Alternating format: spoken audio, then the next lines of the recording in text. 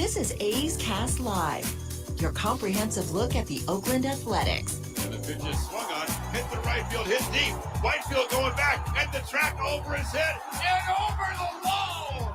Do you believe that? And 29 other MLB clubs. Ramirez with a drive to deep right, away back, goal! Gehrig gets a bomb out there by the Rocks. And boy, oh boy, this third inning is now showtime. It is a Judgian blast. All rise. Here comes the judge. Join us as we take you inside the baseball universe, from humidors to spin rates to game-changing moments. We have you covered. Spend your afternoon with us next from the town, only on A's Cast Live. Here's Chris Townsend. Good afternoon, everybody, and welcome to another edition of A's Cast Live, as we're going to get you ready for the Athletics and the Florida Marlins. Now, normally, you'd be thinking about this and going, the Marlins not up. But actually, the Marlins are playing pretty decent baseball. They're a game over 500. Mark Kotsay, the manager of the A's, is going to join us coming up here at 1:30. Let me look at the schedule. We'll have Eno Sarris at 2 o'clock, and Paul Severino will join us once again. Remember him. He joined us last season on the field. He used to be on MLB Network, and then now is a play-by-play guy for the Florida Marlins. That's all going to be happening right here before we send you off to A's baseball, which, to me, this month, there's some things that are going to go on today and throughout the month that really interested in. We'll get into it. It's Lou Gehrig Day in Major League Baseball, obviously very important. But starting with the A's, since we had the day off, we all had a little time to relax and have the day off. By the way, the Karate Kid, they can see you, right, Ray? Yes, they can. I'm glad to see you gussied up your side of this show today and really put some A's stuff from Major League Baseball to really show that you're really into the show today. Yeah, I kind of scrambled last minute. Today was laundry day, and sometimes laundry day gets pushed to the side when more important things are up, like A's Cast Live, but we're repping the A's. Or behind you, or your wall behind you to have like something A's behind you. Well, the kitchen's still a work in progress, or dining room, I think. It's been a work in progress for a year, but that's neither here nor there. I love it. I love it. Well, something's going to happen today that I've talked about, and I kind of want to text my good friend Shooty Babbitt, who I was doing NBC with on Wednesday, where I did not realize that some of my opinions are not popular with certain people. And one of my opinions is happening today. I thought it was a no-brainer, Shintaro Fujinami being the opener. I mean, where's the guy's value? And Shooty was telling me, man, he's actually thrown a couple times out of the bullpen. I'm like, guys who are inconsistent throwing strikes are not bullpen guys. That can be a Band-Aid. But if you have issues with your release point, I don't know how I can trust you. If Mark Kotsay still is going to manage this thing, and if I'm looking at the lineup today, he's still managing this thing like he's trying to win day to day. I don't know how you can look down to the bullpen and say, hey, I need outs, critical times in the game, and say, get me Shintaro Fujinami. Not because of the stuff, but because he doesn't have the ability to locate the baseball. You have to throw strikes coming out of the bullpen. It's non-negotiable. Now, what's the best inning for Shintaro? It's the first inning. So that's why I've been saying a lot, whether it's this program or our postgame show, the A's Clubhouse show. We'll be taking your phone calls today, 833-625-2278. I don't know, is Robert's not there yet, is he? He should be shortly, if not already. He's usually a pretty early bird. So if you want to call in and talk to Robert, just shoot the breeze with him. You can call 833-625-2278 because he'll be in that studio alone. But I was like, hey, listen, and this is before Kotsay even talked to. This is why my opinion was something that a lot of people were like, they didn't like it. Trust me, it's not the first time around here people didn't like my opinion. I can handle it. But I remember it wasn't that long ago that Mark Kotsay came out and said, we're going to start talking about bullpen. And we're going to start talking about bullpen opening games. We're going to go to the opener. But before that, I was like, you know what? I hate the opener, but this guy screams opener to me. And the reason why he screams opener to me is because if he can he's been able to get through the first inning, not always unscathed, but he can get through the first inning. And if he can get through the first inning, in my opinion, to get comfortable multiple times a week, whether it's 2-3 times a week, this could help him long-term get him back to being a starting pitcher. Because in the end, having Shintaro Fuji as a bullpen guy is a waste of all of our time. Unless you're just looking to trade him. Because if you remember, coming over from Japan, everybody looked and said, yeah, you got control problems. If we're going to do anything, you're going to be a work in progress in the bullpen. And Scott Boras and his people said, well, that's not where the top dollar is. Scott Boras is not, he's brilliant, but he's not looking for what's best. He's looking for what makes the most. What makes the most is starting pitching. He has a relationship with the A's. We've scratched his back. He scratches our back. It's happened throughout many, many years. His relationship with Billy Beane, now David Force, goes back decades. We had Scott Boras on the show. He talked about, I remember Billy Beane as a player, and this kid could run like the wind, and he had size. They go back a long way. So, A's were desperate, don't have a lot of money. You're going to buy low and hope this stock skyrockets. And right now, Fuji is 2-5 with a 12 ERA. Well, today you're finally going to do something that's putting him, first of all, his first start, having T-shirts made for his first start and doing all that, wasn't. We're trying to capitalize, I get it, but that wasn't great for him. And he was going up against countrymen and the biggest star in baseball, Shohei Ohtani. So much was put on him. We need to ease this guy in, and did not do that. Well, okay. This, to me, now will be easing him in. Let's see how he does. Because you're kind of running out of options with him. He's not young. I'm at a point, I want to prove he can pitch so I can flip him. That's what I would want to do. And that's what I'm kind of hoping that Shintaro will be able to do now. Let's see him go out there. And there's no slouches right here. Arise obviously is, playing like Tony Gwynn, Wade Boggs hitting 382. Jorge Soler, Stella's got her groove back. He's got 17 bombs, 35 RBI. So it's not like he's rolling out against a weak lineup. He's going to have to get after some guys. But think about where we're at. It's Friday. You become a good opener, you can go 3 times a week. And if he starts to get comfortable, next thing you know, maybe you can start starting him again. This is one of the projects of June. We need to look at June as, okay, where are we at? We gave you till Memorial Day. Memorial Day, we're going to wait, just kind of let everything play out. And then I don't buy it. I don't know why you would buy it. I don't buy it. But baseball people are still trying to act like we're in the 60s. Memorial Day, we're all just going to poke our head up and go, it's Memorial Day. Where are we? What does this team look like? Okay. Well, these next 2 months are about finding out where the hell we going and how are we going to do it. Where are we going? How are we getting there? And for the A's, it's building for the future.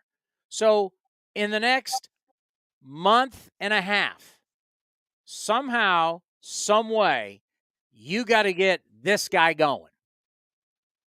And this is the best route. Fuji will be the opener today. And I'm glad to see it because I've been calling for it. Get him rolling, have him do it X amount of times, comfortable, get him back to starting, comfortable, successful. Now you got something to move before the August 1st deadline. It's a card game. You're playing a card game. You're a poker player. This guy's got to become a valuable card. Otherwise, it's a gamble that was low but didn't pay off. If you can, because where we're going to be coming up here, and why I wanted to start the show with this, is we live in a time in baseball where you don't have a lot of risk takers. You don't have a lot of card players. It's just a reality. There's very few deal makers out there. Baseball's gotten very conservative. You have a lot of teams still in it. I mean, I can look at the standings and you look at it and you go, well, if you're June 1st, everybody in the American League East is in it. Everybody. Because now with the extra wild cards. I go to the Central. Somebody's got to win the Central. Everybody else, no, they're terrible. But somebody will win the Central right now. Twins at 30-27. They've got a 2.5 game lead. The West. West is still very interesting because you've got 4 teams that are in it. So between the East and the West in the American League, that's 9 teams. Add the Central, that's 10 teams that are all still in this thing with a long way to go. I'm going to get to my point here. You'll understand what I'm saying. Then you get to the AL East. Well, you've got 3 teams for sure who are in it, and then a lot of people are going to fall back and go, hey, listen, remember, Philly was not doing well till they fired Girardi. Look what happened. They have the ability. They have the proof. All right, Karate Ray, you are a National League East aficionado. I'll let you answer this. You're going to agree that the Braves are obviously – would you say the Braves are in it since they're leading the division? Yeah, for sure. You're okay with saying yes on that? Yeah. All right. Are you okay saying your Mets at 30-27 are in it? Yeah, they're in the wild card at the very least, which I'm not the happiest with, but you got to take it. Marlins at 29-28, only 4.5 back. That's division and wild card. Are you willing to say the Phillies are still in it? Not at this point. Even though what they did last year? It's a what have you done for me lately type of league. But yeah, I can go on the track record. I can make a case. They know how to flip a switch. So you could potentially say 4 teams there. The Centrals are just terrible. Somebody's going to win the Central. And then you go out west, and one of the great stories going on in baseball right now, and another one that I told you, the Arizona Diamondbacks. I told you they're the team. They were my sneaky, they're my wild card team, not talking about the wild card in the playoffs, but they were my wild card team. They were my team to watch out for. Torey Lovello. Should have seen it yesterday. If you didn't watch the highlights, I know I told everybody to take a day off. Hopefully you did. Days off are important, by the way. They really are. When you're in a tough season, and God knows we've got more than just tough baseball going on. I know a lot of you are out there. You're living on YouTube. You're living on Twitter. You're hanging on every single tweet. You're believing that joke. I believe everything on the internet, and I believe everything on Twitter. I know with the ballpark stuff going on in Nevada, you're believing everything you read. I hear you. It's human nature. And you're going to flock to what you want to believe. And so you guys are hanging on all that, and I wish you guys would just stay off social media. It's hard to do. But hopefully you did take a day off. But you look at Arizona sweeping the Colorado Rockies. The Arizona Diamondbacks, they're tied first place. 4-game sweep of the rock pile. And all of a sudden, Torey Lovello and his team is 34-23, tied. Here we are, June 2nd, and the Diamondbacks are tied. with the Los Angeles Dodgers for first place in the National League West. I keep wanting to say American League. National League West. That is huge. You know, I have it written down here. Love, trust, commitment, effort. That's what they live by. Love, trust, commitment, effort. That's what they preach inside that clubhouse in Arizona. Tough times, good times. I mean, it's something that we can learn from. Nothing here says data. Nothing here says heat maps. Nothing here. This is looking at the human side of baseball, the human side of business. Yes, data is ultra important. Companies, I live in Silicon Valley. I'm coming to you live from Silicon Valley. Silicon Valley is where the fastest growing companies in the world have been for many, many years. My entire adult life, I've lived here. And speaking of that, San Jose State, 2 o'clock, regionals coming up about 45 minutes against Stanford. We will talk to Mark Kotsay because in this bracket, the only bracket out west, Stanford, San Jose State, Cal State Fullerton, and Texas A&M. We may be locking horns, old rivals, Cal State Fullerton and San Jose State. That puts me against the skipper of the A's. I'll address that later with him on the show. But, yeah, great stuff. That's going to happen at 2 o'clock. We'll be following it. Go Spartans. Got a lot of friends going to be there. Unfortunately, I can't be there, but my heart will be there at Sunken Diamond. Oh, by the way, Ray, a place I had a little success back in the day. I've been told. So, love, trust, effort, commitment. Yes, data is key, but that's what they've been preaching in Arizona. I think of Corbin Carroll yesterday. I know I've gotten a little bit off track, but I love talking about this. If you watched the highlights yesterday, ball outside, wasn't a strike. What did Corbin Carroll do? Whack! Hits it into left center, base hit, game over. Torey Lovello talked about it after the game. He goes, you know, sometimes as a player you realize I'm trying to win this game. And the expression, and it's been great because I kind of forgot about it. When talking about Juan Soto, we can talk about our own Ryan Noda, lawyer ball, where you're not swinging unless it's exactly your pitch. If this is not in the strike zone, I'm not swinging. I'm only swinging if it's right where I want it, right where I'm looking at it. And if it's not, if I don't deem it a strike, I'm not. This ball was about that outside for Corbin Carroll. Got wood on it, knocked it out into left center, ball game over, walk-off win. And Torey Lovello said, you know what? He was trying to win a game, and he went a little outside the strike zone to get it done and to make it happen. Great hitters will do that. Can't tell you how many, we were talking about a rise, can't tell you how many times you would see someone like a Wade Boggs or a Tony Gwynn or a, talk about any of the great hitters you want to talk about, Rod Carew, where they could take a ball out of the strike zone and still get barrel on it and hit it for base hits. They didn't sit here and always look for a walk. Walk. Put the barrel on the ball, win the game. But there you go, Arizona, 34-23. How much money are the Giants spending? How much money are the Padres spending? And it's Arizona tied with L.A. And by the way, L.A. spending less money. Here you had the Giants try and spend as much money as they possibly could. And Carlos Correa, speaking of that, plantar fasciitis out again. But the Giants are trying to Judge Correa, it's money, spend money, throw money at it. Padres, spend money, throw money at it. Arizona's ahead of them.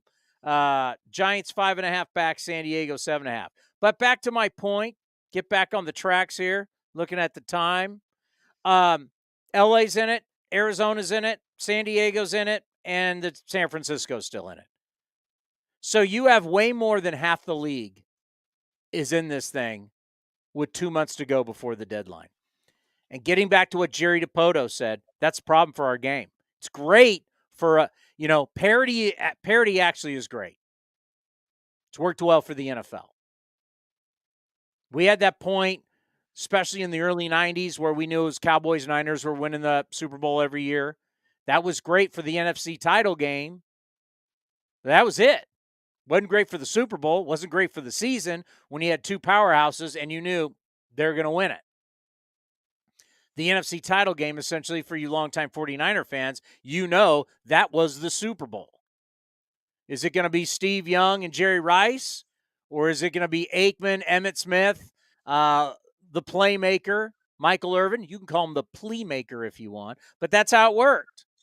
Parity is here in baseball. No matter what the payrolls are, parity is here, and it's good for the game. So the question is, and how do I bring this all the way back to the A's?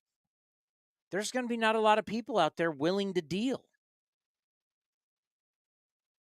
There's not going to be a lot of these teams, and all these teams that I mentioned that are still in it. And you know what? I'll give the Pirates maybe still a chance. So we talk 5, 6, 7, 8, 9, 10, 11, 12, 13, 14, 15, 16, 17, 18, 19, 20. 20 of the 30 could legitimately make a case they're still in this thing, and it's June 2nd.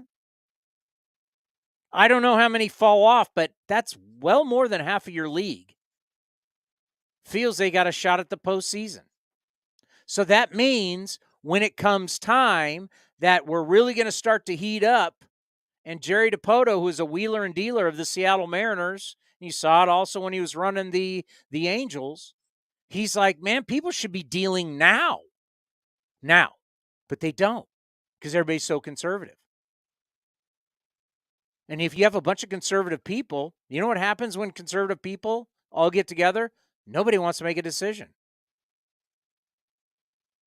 Have you ever played poker at a buddy's house and everybody's conservative? Or you're playing liar's dice, whatever the game. Have you ever played with a bunch of people who all have the same mentality? Ray? I have. I've played the fair share of poker, Texas Hold'em, and liar's dice. When everybody wants to fold or make conservative bets, it's not fun. It's just the same old over and over again. It gets repetitive. And that's just us hanging out at a buddy's house, right? Or, you know, you're in the bar, you're playing liar's dice, and no one wants it. It's boring. Well, that's where we are in baseball.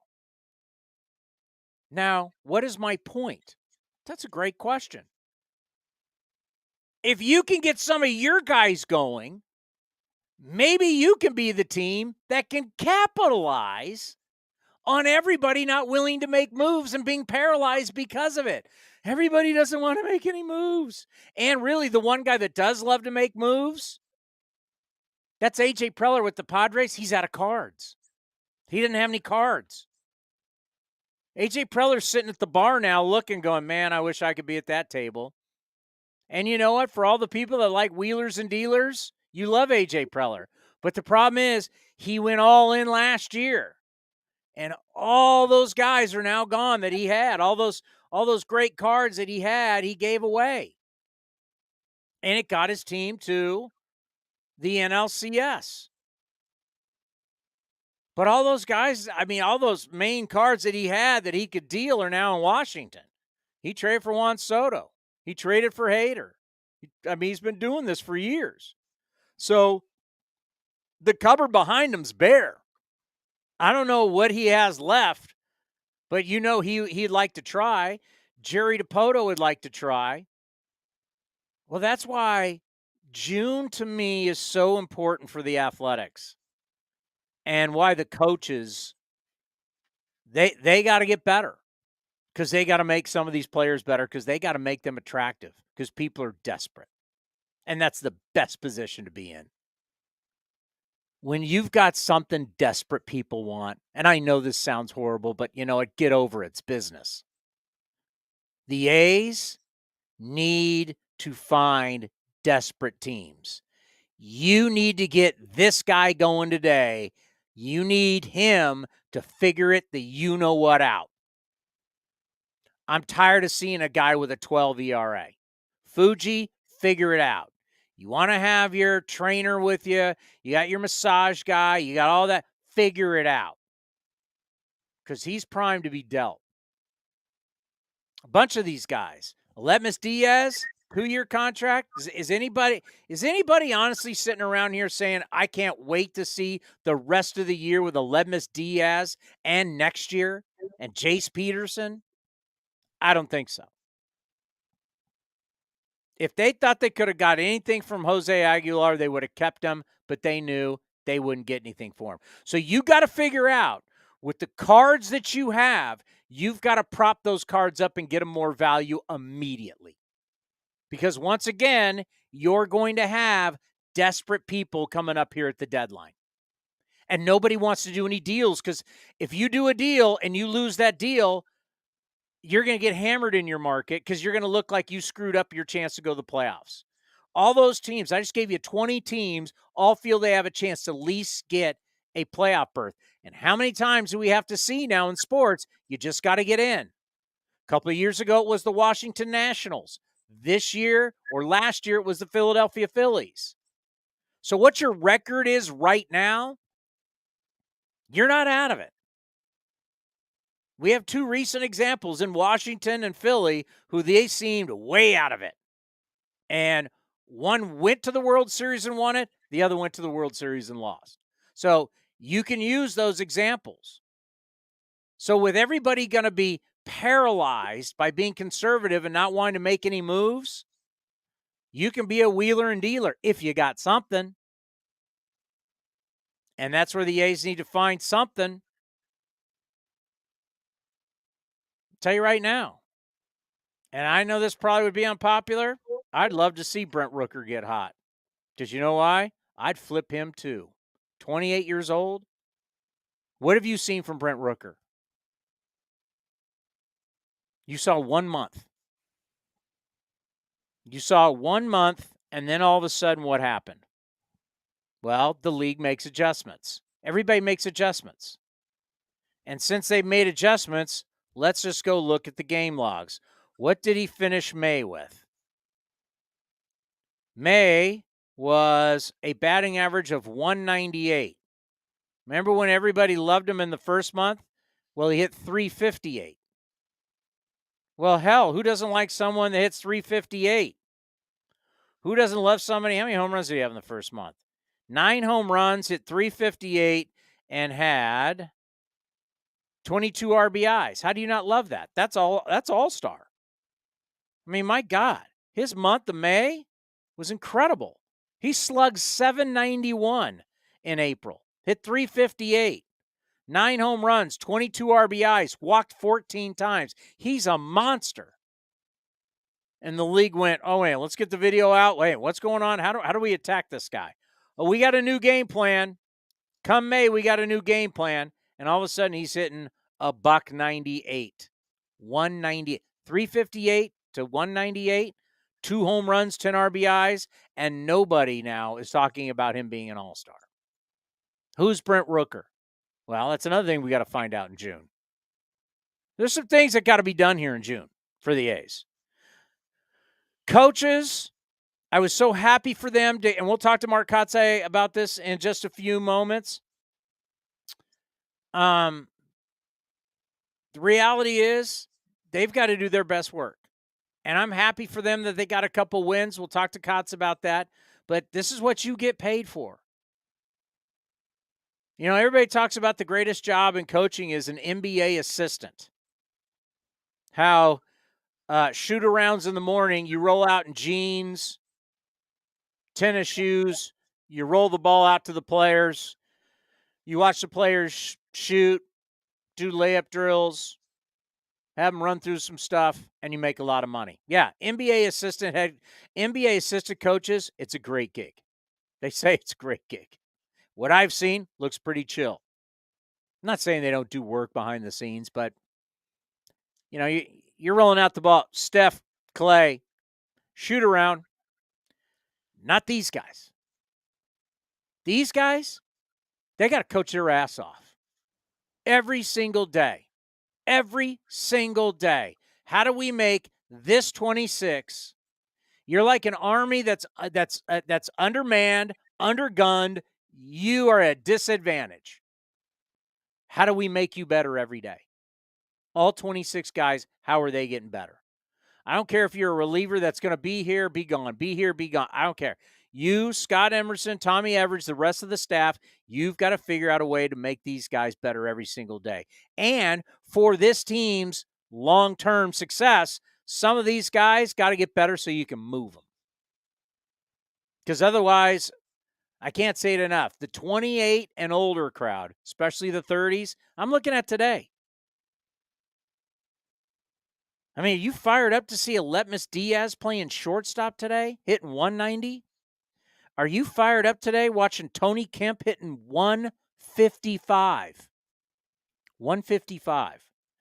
Speaking of months, I was thinking about checking this, and oh my God. Let's look at what Tony Kemp did this past month. Tony Kemp in the month of May hit 143. 143. 31 years old, hit 155, but for last month hit 143.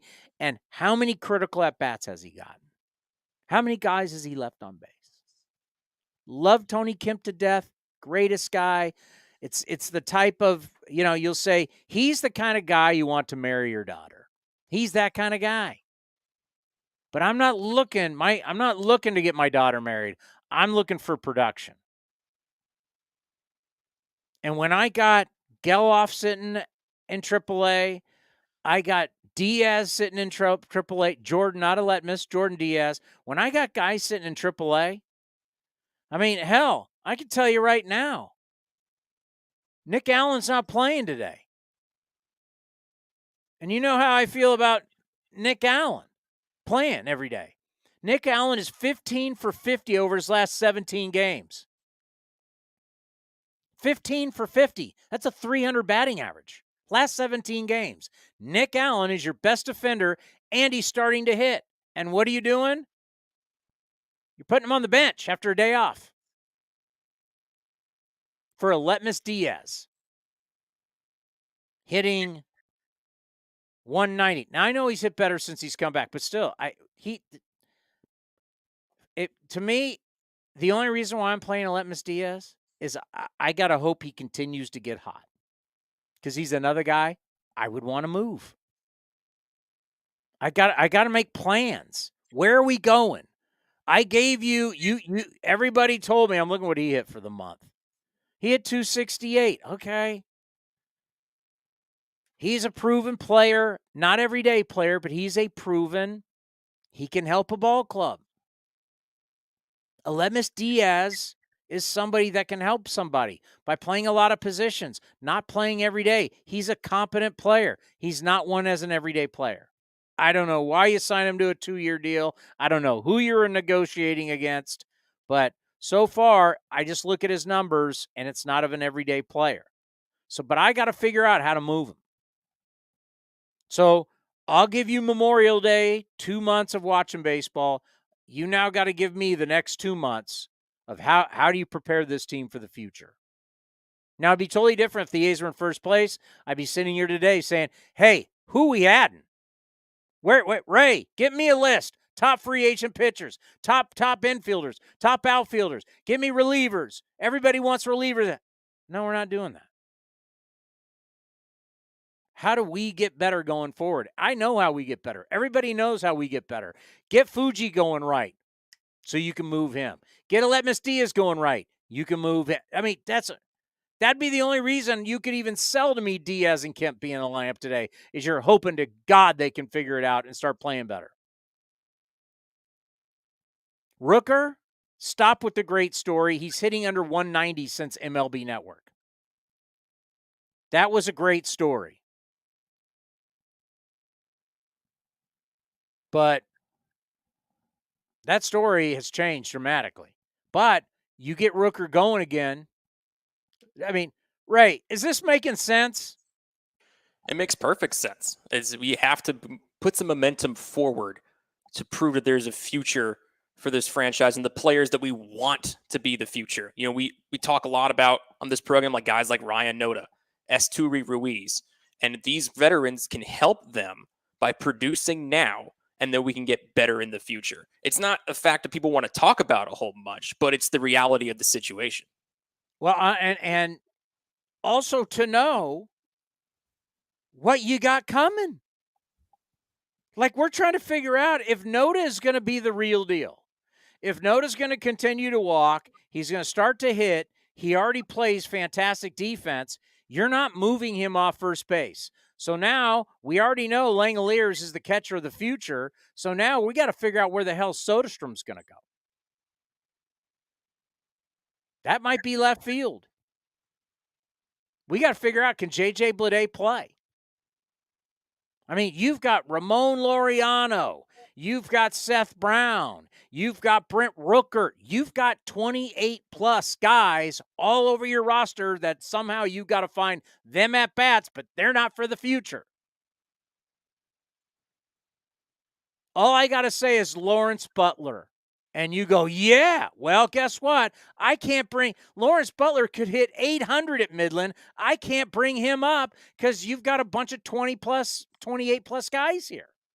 You've got to figure out this month how to move some of these guys. I still want to be on record. I'd keep Seth Brown. I think you need to have a leader. You need to have the adult in the room. But, yeah, Lawrence Butler to me, if he continues raking,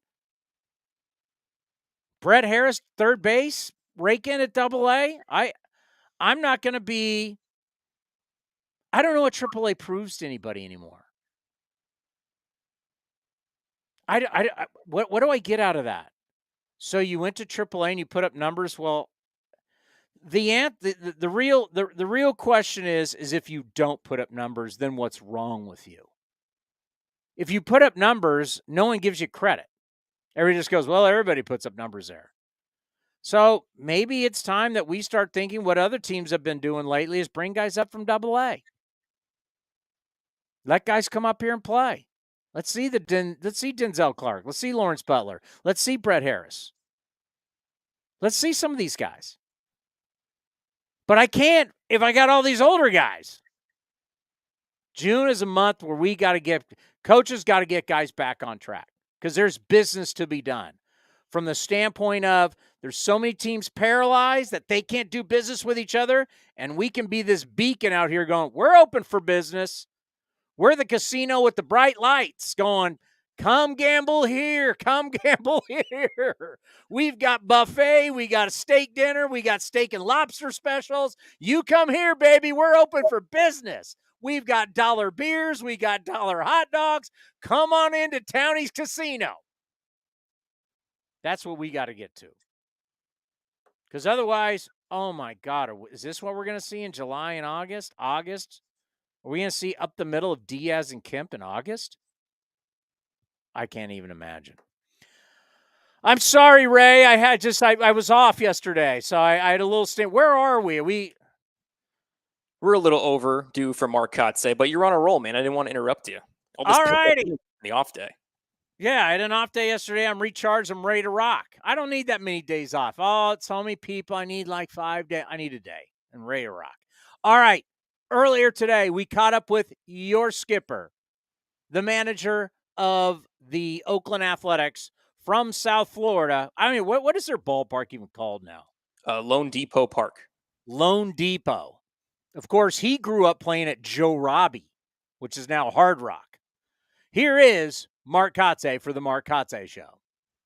Mark Kotsay Show right here on A's Cast and A's Cast Live, brought to you by Nest Bedding. Check out their locations in the Bay Area, or you go to nestbedding.com for your mattress, your pillows, your sheets, all your bedding needs. You go to nestbedding.com.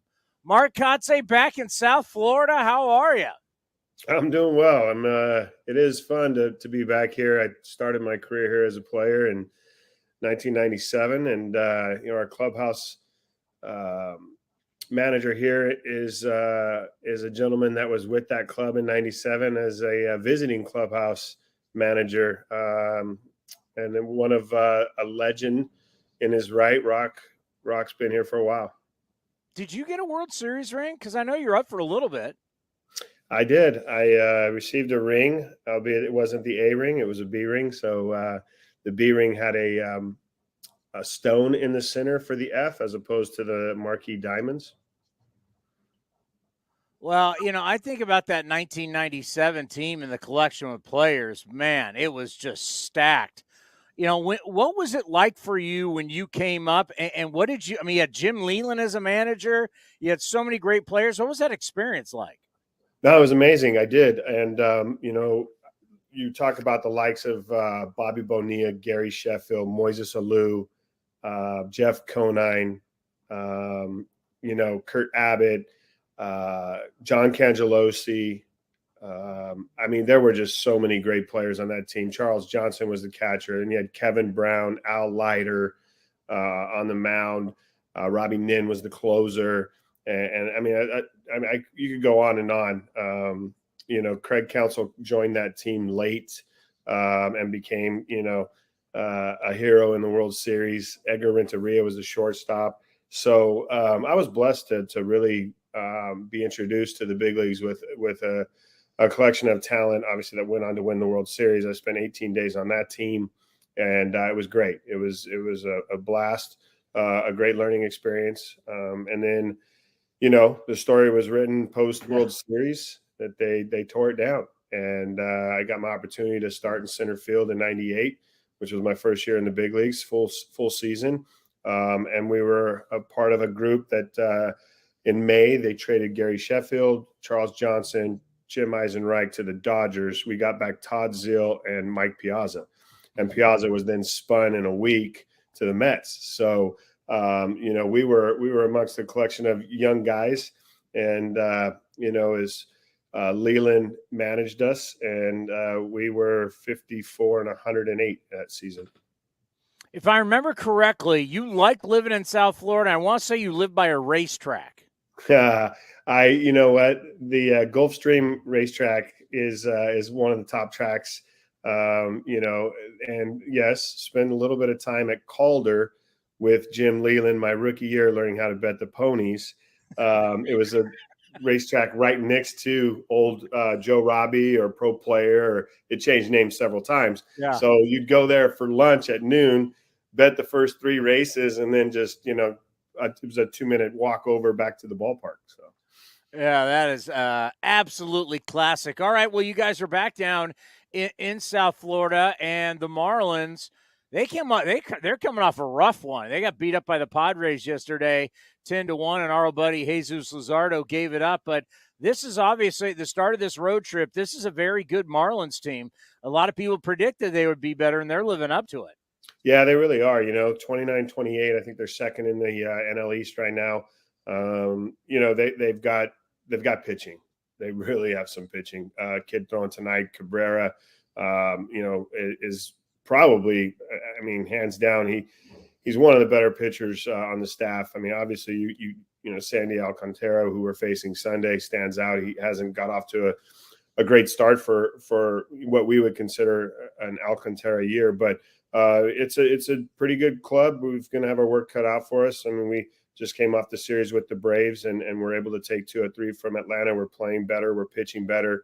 We're playing better defense. So, offensively, we're grinding a little bit, but we've had enough offense to win a couple games against the Braves. When I think about those 2 wins, then, obviously for the players it's big, but I think for your coaching staff, if people don't know it, we get to see it, and the amount of work your guys are putting in before the games, after the games, but really before the games with these players and working with these players, grinding with these guys. We see them meeting constantly, going over stuff. When we come in to do the interview like this inside your office, they're out in their room constantly getting after it. Just how much do the wins mean for the coaching staff to help validate all the work your guys are putting into it?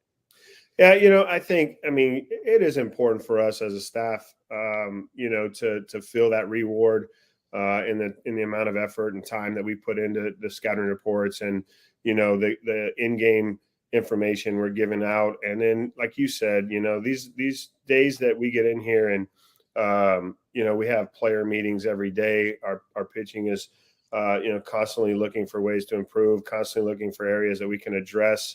So we do spend a lot of time, but you know what, Tony, at the end of the day, the players needed that. They need the wins to validate it as well for them, the amount of work that they're putting in, the changes that they're making to continue to improve. This last 3-game stretch against the Braves was needed and came at a good time. Do you feel like you're starting to get an idea of a bullpen from a standpoint of the guys that you can really rely on in these close games when you're hunting that win? Are you starting to get a collection of guys where you go, these are the guys I got when we're trying to pin down this victory?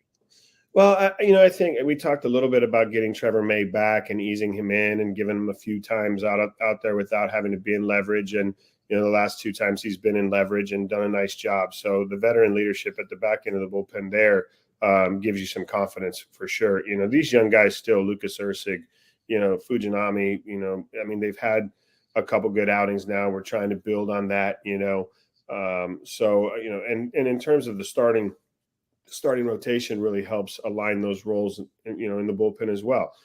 Getting these guys deeper into games or, for Hogan Harris, giving him an opener to give him a little easier landing spot. Those are the things that we're trying to do to just, help these guys through these games because, as we've seen, when you don't have experience and you don't have it, guys out there that can go through a lineup 3 times consistently. We're doing our best to manage that and to give ourselves the best chance to win. When you just think about one of your guys and the story that he's been through on and off the field, Lucas Ursig, we've had him on A's Cast Live. Obviously, he's a Bay Area kid, grew up in the South Bay, grew up an A's fan, was supposed to be a hitter. I mean, we joked, your buddy Trevor Hoffman, he's your Trevor Hoffman as a guy that, he had some pretty decent numbers at AAA, and he hit some bombs. But just how happy are you for him? The changes in his life, not only professionally but off the field, and it seems to all be coming together for him. Yeah, remarkable story. And for those that don't know, that are just hearing it for the first time, Lucas had his demons off the field, and they were overtaking his life. And I think he, at one point, obviously stood up and said, I'm done. And he's moved forward in that phase. He acknowledges it, talks about it, and he's come a long way, like you said, both personally and professionally. And it's great to see the success he's having here. I think I give a credit to our front office for identifying that in his contract he had an out if there was a major league opportunity. And we went out and targeted him and brought him into this bullpen. With 4 years of pitching experience really under his belt, which isn't a ton. And, we're just blessed to have him here and, blessed to have him in the bullpen. When you look at your offense, I found the other day, writing in my scorecard, I went, wow, how things can change in a season and how, you start earning that playing time and you start earning that right to have the better spots. Think about this, where we went from spring training, will Ryan know to make the ball club till last game you had him hitting third? Tells you a lot about the season he's having. Yeah, it really does. He continues to take great at bats, even if there isn't a result on the end of an at bat. The way he gets to the end of the at bat generally is a deep in counts. He grinds the at bats out. We're starting to see him put the ball in play more. We're starting to see the power show up a little bit. And this is kind of a player that came advertised with the high on base, high slug, with the strikeout. And so, our goal by the end of the season is to continue to try to reduce those strikeouts, but not take away from the plate discipline he has and the on base percentage. Well, I'm not sure if you know this. I know you're real busy in South Florida. Do you know both of our alma maters start the regionals today at Stanford? Do you know that? I did, yeah. Stanford, San Jose State, Cal State, Fullerton, and who else? Texas A&M. Ooh, A&M. Okay. So, obviously Stanford's nationally ranked.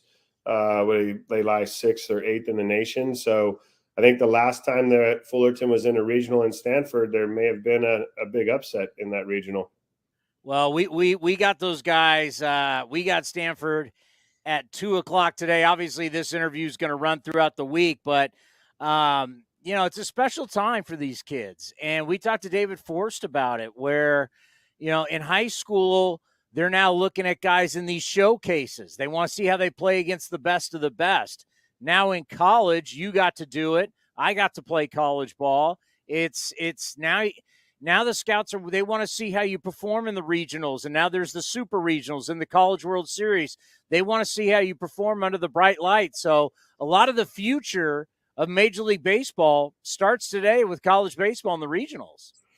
Yeah, I you're right. It is important, but these series, it's 2 games, right? 2 to 3 games that you're going to go out and watch, a top tier level prospect play. So I think what the groundwork of those top prospects, you look at the whole portfolio as opposed to just one weekend. It is nice to see them perform against the best, but in the long run, if there's dads out there listening to this broadcast that have sons playing, the showcases aren't that important. They really aren't. I mean, yeah, they're for the attention to grab. If you've got a kid that has a tool, go showcase it off. But really, the performers are the ones that I think we all want to identify, and so the showcases really don't allow those performers to go out and play, for a week long time frame and show themselves. So I'm a little biased to it all, but I guess that's because I wasn't a tooled player. I was a performer, and we'll see what happens in this regional. I'm willing to lay a little bet on the line that Fullerton ends up in the championship over San Jose State. I'm willing to put a little golfer. I mean, I think you already owe me something after Voos's retirement. So yeah, I'm willing to put in another little thing. You got the bad back with the golf. We'll figure out something. I am definitely willing to put a little on the line. And yeah, you had a decent little career in college, if I remember correct, right? You're okay. I enjoyed college, yes. By the way, let's end on this.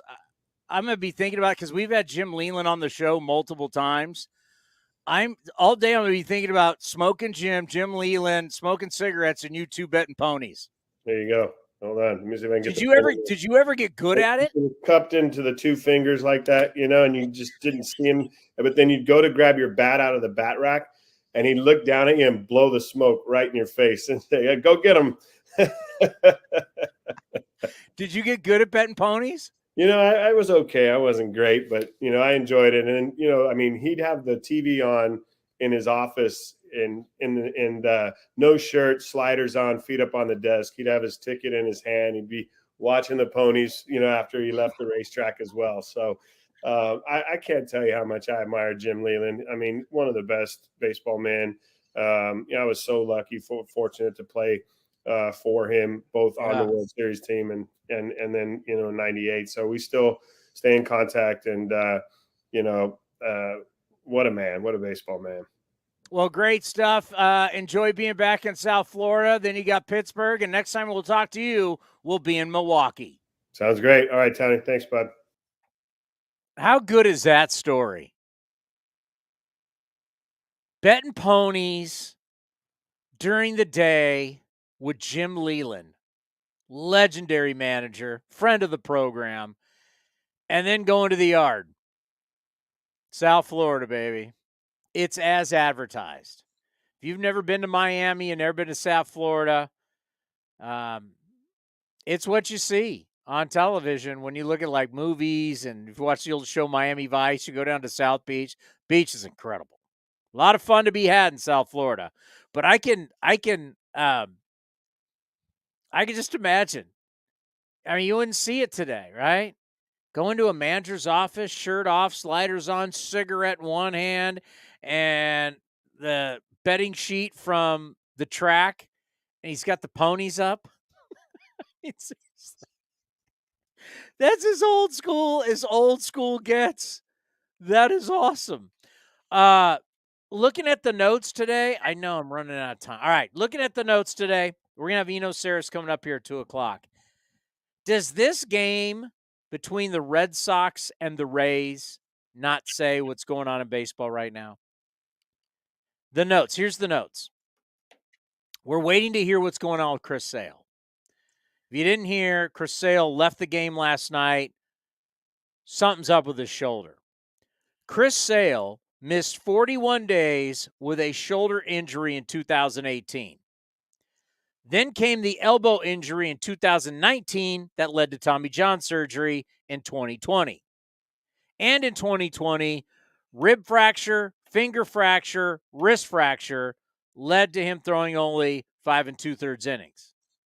So finally, Chris Sale, is on the mound consistently for the first time in years. Years. You could say this guy was on a Hall of Fame track at one point. Last 6 starts, 4-0 with a 2.25 ERA. Now out with a shoulder issue. And then they're talking about, well, can I have Garrett Whitlock pitching tonight? Garrett Whitlock, he's been on the shelf. After missing a month with an elbow injury, he recently pitched against the D-backs. You got Sale going out last night. Whitlock's really just coming back from an elbow injury. That's the state of the Boston Red Sox. Oh, look across to the other dugout. What do they have going? Well, this is modern-day baseball. If your guy's hurt, you know their guy's hurt. Because Tyler Glasnow is going for the Rays. Remember him? 6'6", 6'7", flowing hair. Oh, my God. Tyler Glasnow has been a walking rehab experiment. After missing more than 2 months with an oblique, Tyler Glasnow pitched 4 1/3 innings last Saturday against the Dodgers, and Kevin Cash is hoping he can get close to the 100-pitch mark. It's been almost, take a guess, Ray, how many years has it been since Tyler Glasnow saw 100 pitches in a game? I will guess a year and 6 months. Over 2 years since Tyler Glasnow reached or even came close to 100 pitches. He threw 114 pitches June 8th, 2021. A couple starts later, Tommy John surgery. I mean, is this not the state of our game? Sale goes out last night, and then today you got a guy coming back from an elbow and a guy coming back from an oblique. Oh, yeah, and Glasnow was projecting to be this incredible career.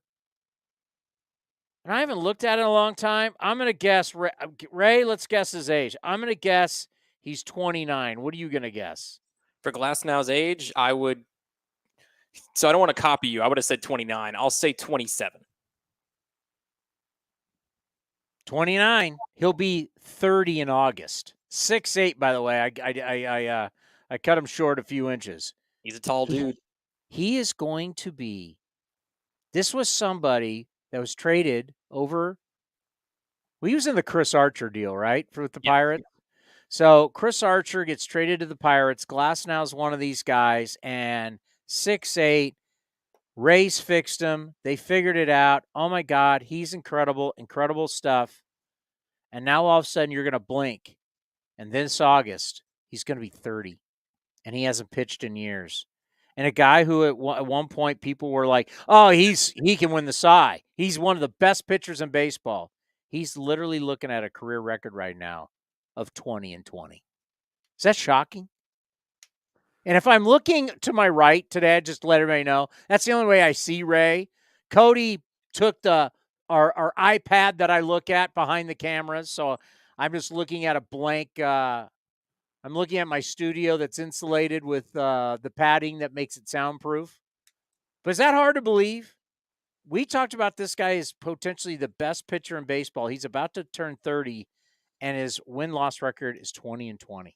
Yeah, it's night and day, because especially when I remember when that trade first happened, when Archer got sent to Pittsburgh, the Rays stole this trade. They're going to be set for life. They're going to get him to the World Series. And that trade, I would say, did get them to the World Series, even though they lost to the Dodgers in the COVID series that year. But yeah, Glasnow has not panned out to be the franchise guy I think they were hoping to when that trade initially happened. I think luckily for the Rays, though, other guys have stepped forward, like McClanahan is this year for sure. It's scary to think. Let's see how many starts does he have. He's got 68 career starts. Now, some of those are in Pittsburgh, by the way. But Just look at these starts. You're talking about a guy that people were – we'll talk to Eno Sarris about this. Here are the starts for Tyler Glasnow, who people thought at 24 years old when he was traded, this guy is the future. This guy could win multiple Cy Youngs. Here's his starts: 11, 12, 11, 14, 2, and 1. Unbelievable. Coming up next, our national baseball columnist, Eno Sarris from The Athletic.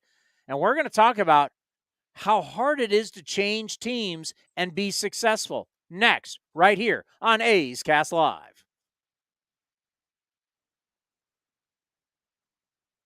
This is Chris Townsend. There are two things that are a must for me: comfort and style. Whether I'm playing golf, going to dinner, I've got to have the right feel. That's why I've partnered with Linksole, and you're going to love Linksole. They have just released their new spring line, new fabrics for their polos, lightweight and perfect for technical performance. Linksole also has new styles for their layers and hoodies with cool prints and seasonal colors. You know what they say in the big leagues: look good, play good. Go to linksole.com. That's linksole.com. If you're looking for a great place to eat and watch games, go see our friends at the Chicken Pie Shop of Walnut Creek. The Chicken Pie Shop is one of the hottest restaurants in Walnut Creek. You're not going to find a better menu, and come try the world-famous chicken pie that has been served in Southern California for 86 years. Spacious indoor and outdoor dining, perfect for your next private party or corporate event. Don't forget free parking. For more information, go to chickenpieshopwc.com. That's chickenpieshopwc.com. First United Credit Union is swinging for the fences with above-market certificate rates. Whether you're saving for college tuition, retirement, or even your next big trip, First United has a high-rate certificate for you. Visit firstunitedcu.org/athletics for current rates and to open an account today. Federally insured by NCUA. Not one penny has ever been lost. We are right in the middle of major season on the PGA Tour. Hey, those guys are good, but it won't stop you from having a great golf outing at Cinnabar Hills Golf Club. Just a short drive south of fast-paced Silicon Valley, the 27 holes of championship golf will give you and your friends a full day of enjoyment. Plus, a great 19th hole experience awaits at the grill. Not only golf, but Cinnabar Hills is ready to provide a first-class experience for any event. Learn more at cinnabarhills.com, cinnabarhills.com. A's fans need Friday night plans? Well, we got you covered. Get 4 tickets and parking for any Friday night game starting at just $49 with a Friday 4-pack presented by Chevrolet. Save big and enjoy great matchups, post-game fireworks and drone shows, giveaways, and more this 2023 season. He drills one to right, way back, and no doubt, and that quickly the A's have taken the lead. Second deck. Friday night tickets are available at athletics.com/value. That's athletics.com/value. We're almost halfway through baseball season, and there's no better time to build your collection of Topps trading cards. Topps packs feature everything from top stars, rookies, game-used memorabilia, and autographs from players around the league, as well as special inserts and surprises. Visit your local hobby shop, retailers, and Topps.com to collect the newest product of the season, Topps Series 2 Baseball. Follow @Topps on social media to join the conversation and start sharing your collection today.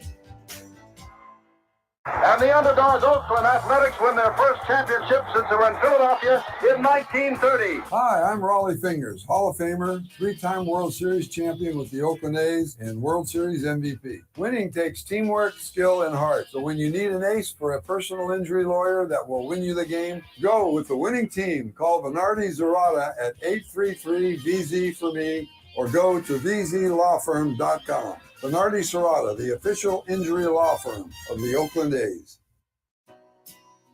Is convenience a state of mind or a real thing? At Extra Mile, it's a real thing, and it's in everything they do.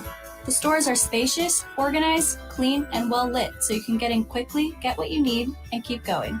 It's just what you'd expect from a place serving up the hot and fresh food and snacks you love. So treat you right, and check out Extra Mile's fresh take on the convenience store experience.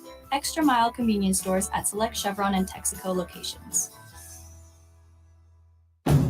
Which NorCal drivers are enjoying the best of everything these days? Ask anyone who owns a Honda. My Honda Pilot is the perfect family SUV. My Honda CR-V is definitely a great choice. Honda was named Best Overall Brand, Most Refined Brand, and Best Value Brand of 2022 by Kelley Blue Book's KBB.com. Save now at your NorCal Honda dealer. Based on 2022 Brand Image Awards from Kelley Blue Book, visit KBB.com for more information. For details, ask anyone who owns a Honda or visit NorCalHondaDealers.com.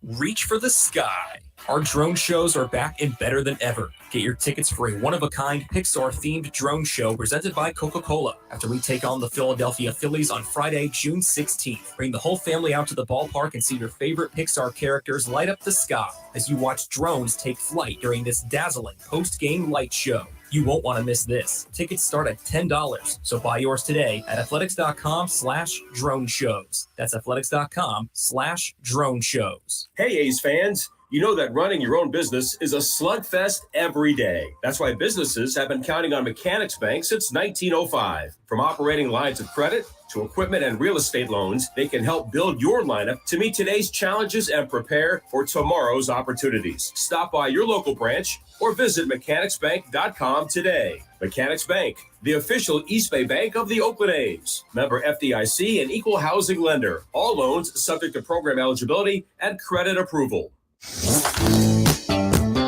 Streaming from the A's Road studio, A's Cast Live continues with Chris Townsend. That's right. It is the A's Road studio as we're getting you ready for the Athletics and the Florida Marlins. Now, Miami Marlins, excuse me. Going to be interesting. You miss Jesus Luzardo. I got some thoughts on that because yesterday he got roughed up by the Padres. And the Padres are not a great hitting team. Despite all the names, they have not been a great hitting team. And unfortunately for Jesus Luzardo, we have kind of the same. Do we have Eno Sarris, by the way? We do have Eno. He is ready. All right, we'll get back to that. Can we play The Man is Open? Oh, we absolutely can. The Eno Sarris Show is sponsored by Fieldwork Brewing Company. With 8 taproom locations in Northern California, Fieldwork brings you fresh craft beer direct from the source. Fieldwork will also ship beer direct to your door if you live in California. Visit fieldworkbrewing.com. How are you, my friend?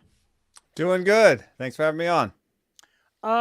Before we get in, I teased telling everybody about really how hard it is to change teams, and we haven't really thought about that a lot. I mean, it's hard just to change a regular job in the same town, let alone do it in different cities. We'll get into that. But I was just talking about before you came on, just looking at the MLB notes today and seeing, what happened last night in Boston with Chris Sale, what you're seeing today between Boston and the Rays with Glasnow, who might, how hurt he has been.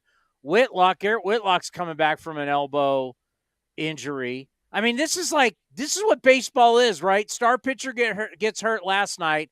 I mean, hard to believe Glasnow is going to be 30 coming up here in August, and he just has a career record of 20-20. He has just started 68 games in his career. I mean, isn't this last 24 hours in Boston kind of told you the state of where pitching is today? Yeah, Chris Sale goes down with a shoulder injury. That's, what's kind of interesting is we've caught, before we had all these diagnostic equipment and, the doctors, I think a lot of times elbow pain traveled up to the shoulders. And so what you have seen is an increase in elbow injuries and a decrease in shoulder injuries during this time. So we're catching things earlier.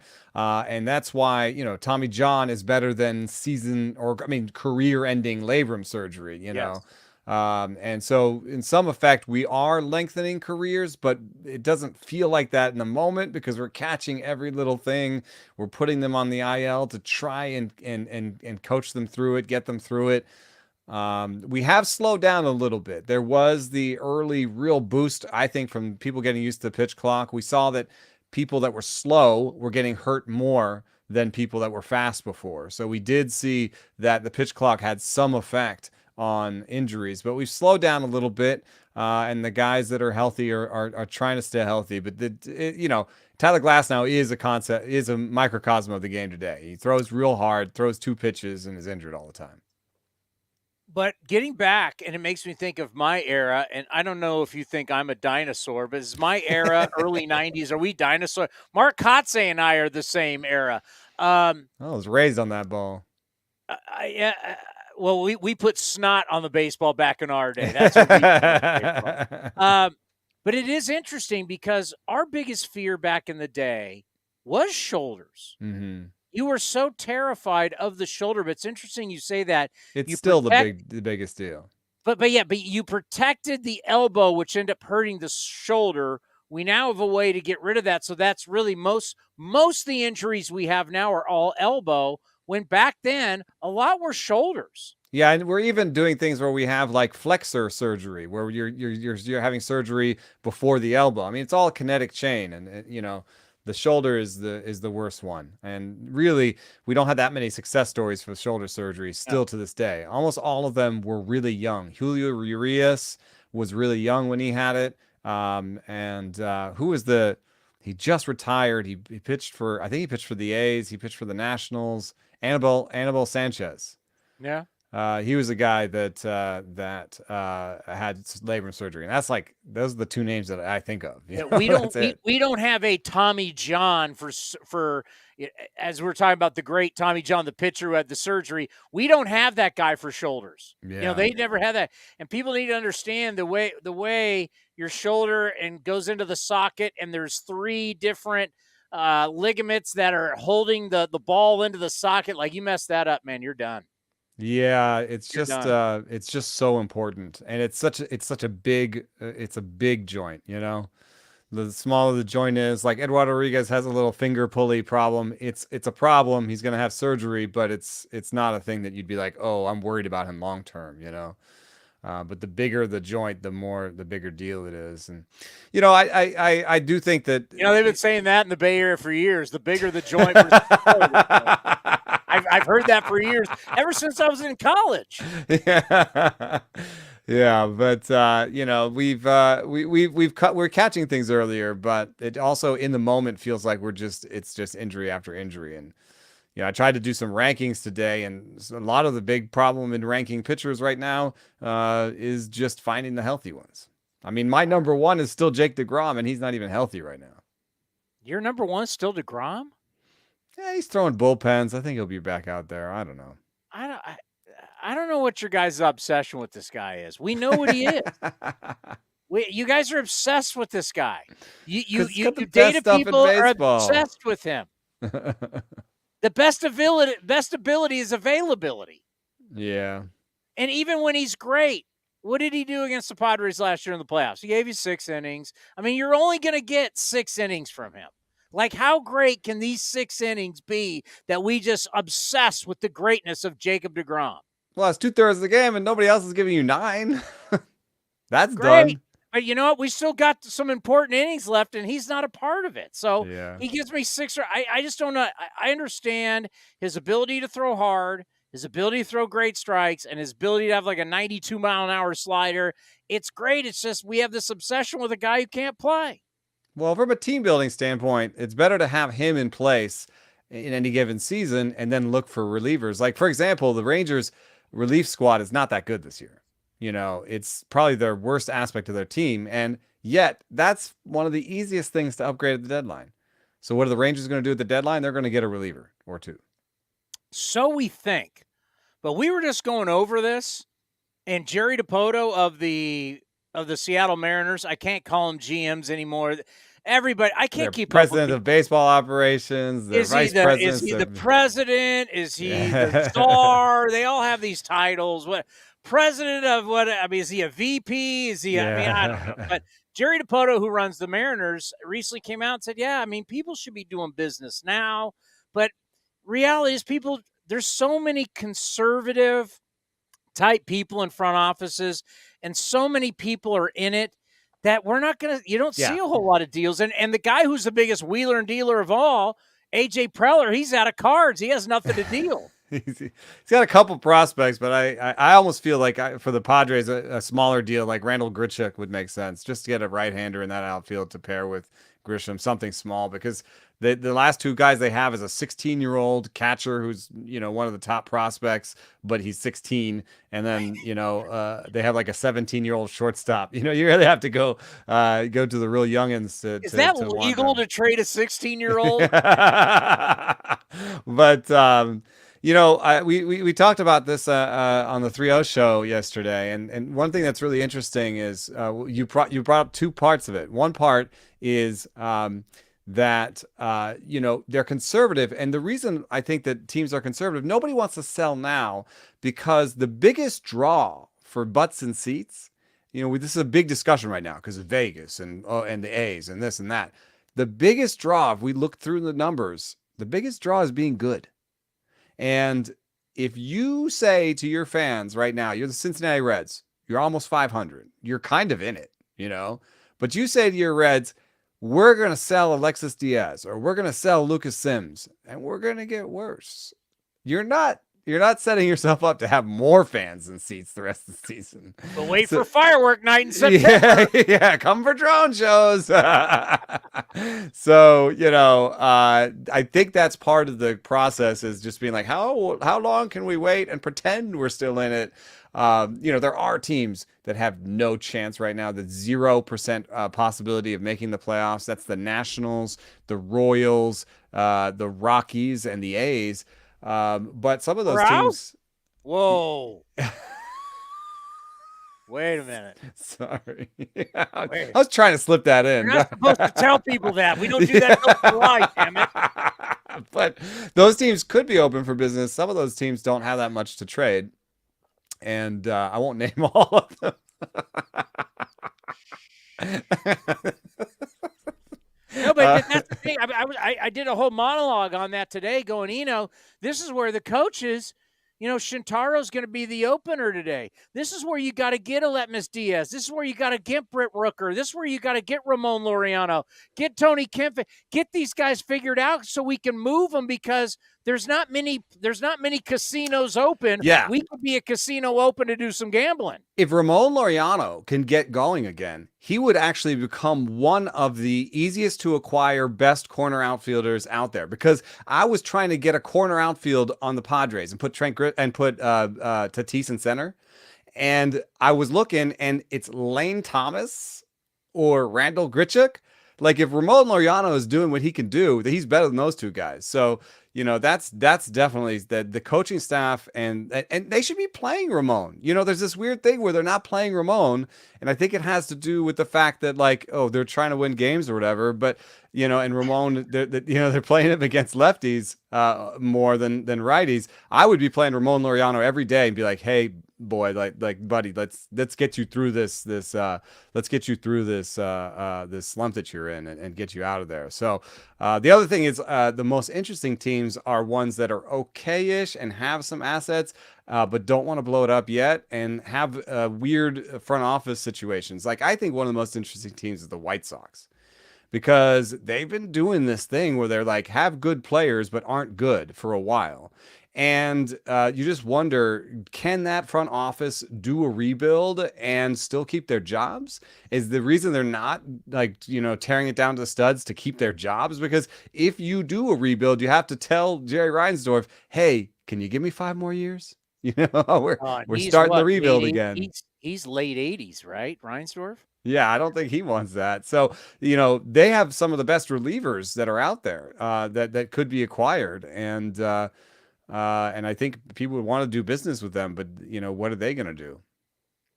Yeah, Reinsdorf is 87 years old. Yeah, I don't think he's ready for a rebuild. I think after bringing in Tony La Russa, I think That's right. Yeah, most of his moves have been win-now moves.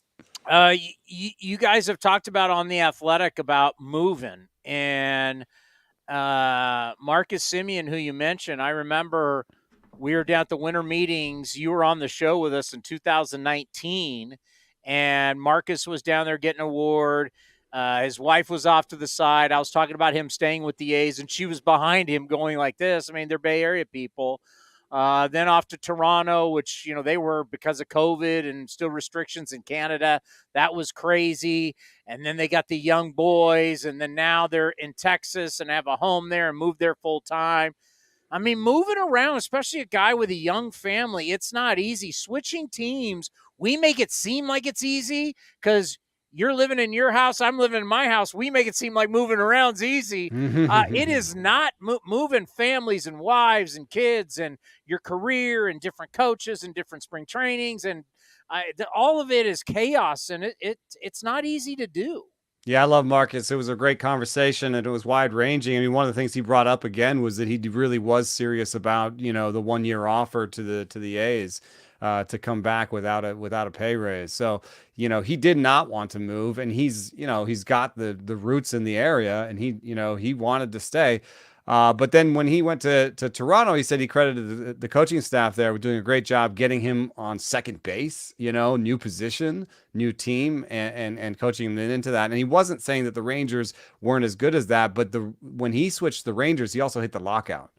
So not only was it a new team, but he couldn't go to a team facility because of the lockout.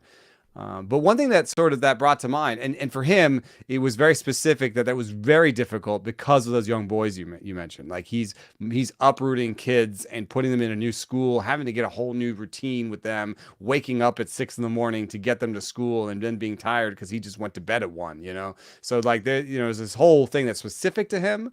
But the thing that is general, you can see it in the numbers, and it's something that you can tell intuitively. It's hard. It's really hard to do this. And what happens is, if I'm a free agent, my old team doesn't give me a plan for the offseason. They don't tell me what to work on or what machines to do or what weightlifting to do. They don't give me a plan. I'm out the door. And my new team I don't have a new team yet. So I don't have team facilities. I don't have team personnel. I don't have access to a whole part of my normal routine in the offseason. And he said that this offseason he had that. He's a top 10 player in the league again. So that's, you can really see the value there. But I've also pointed out that like team switchers press at the plate. They swing more, they chase more on their new team. So there's a psychological aspect too, where you join this new team, you sign a $300 million deal like Trey Turner, and you join this new team, and you're maybe you don't do something in the first 3 games. All of a sudden, you can be pressing. You're just like, oh my God, everyone here in Philadelphia already thinks I'm a bust, and I'm a new kid in the clubhouse, and I got to do something about it. So you swing more, you chase more, and it's not necessarily the best baseball you've ever played in your life. So, that's a psychological aspect that you can actually see in the numbers. And I find that fascinating. It's something that we, even as non-baseball players, can imagine is something that's pretty tough to do. How about Chris Bryant? Chris Bryant just came back, and you're looking at his numbers, how pathetic his numbers have been from a power standpoint, especially at Coors Field. Think about signing that huge deal. Not are you not playing well, but you're not staying healthy. Yeah, that's a double whammy, I think. That's a really tough one. And, that, not for nothing, that's a underreported aspect of why it's difficult to play in Coors. Just recovering is more difficult. Like, injuries take longer. They're often among the most injured teams. Players tell me that they weightlift on the road. Like Rockies players tell me they weightlift on the road because they want to get that nice recovery in at sea level. They don't want to weightlift back at home. So they have to do this whole thing where they're trying to recover on the road so they don't have to recover at, 5,000 feet up in the air. Yeah, it's great. Like my time working in the NFL with the Raiders and playing the Broncos twice a year, and always talking about what you have to do to go play at Mile High, and then getting to know Bronco people and talk about, man, playing up here, practicing every day. It's why boxers, Oscar De La Hoya would always go to Big Bear to train and to run in the elevations. The marathoners are all from Somalia. And think about how tough it is to play in the NBA or hockey when you're playing in Denver and you're playing in elevation. The Denver Nuggets have the biggest home field advantage in sports by numbers. They run you off the floor. I mean, you can't breathe. Yeah. Right? I mean, it's I remember with the Raiders, we had this whole debate on when to go to Mexico City because of the elevation to take on the Patriots. I mean, elevation is no joke. Elevation sickness. Now, Denver's not high enough, but Mexico City's high enough. People can get elevation sickness. I've been to Breckenridge, Colorado, with people who got altitude sickness. They were wiped out. So, Yeah, that's a big deal. People don't talk about how tough it is, and that's one of the reasons why I hate Todd Helton doesn't get love for the Hall of Fame is there's something to be said about being an everyday player in elevation.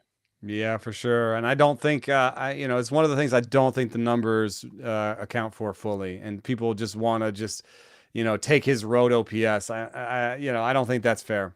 I don't think that's fair because, you see a bunch of fastballs at home, you go on the road and you see a bunch of junk. That's not like, there is a road penalty to being a Rocky, the game is played totally different everywhere else except for home. So you have to get adjusted to that. I know you guys soon are going to start talking about, well, look who's having the best year. Look who's having MVPs. Like all of a sudden you looked up and you go, wow, Aaron Judge is having almost the exact same or even a little bit of a better season that he did last year. Ohtani's doing what he's doing. Yandy's been doing what he's doing in Tampa. Garcia has been doing what he's been doing in Texas. Simeon in Texas. I mean, this MVP race in the American League could be incredible. Yeah, it's true. I don't know if you mentioned him, but Wander in Tampa, did you say his name?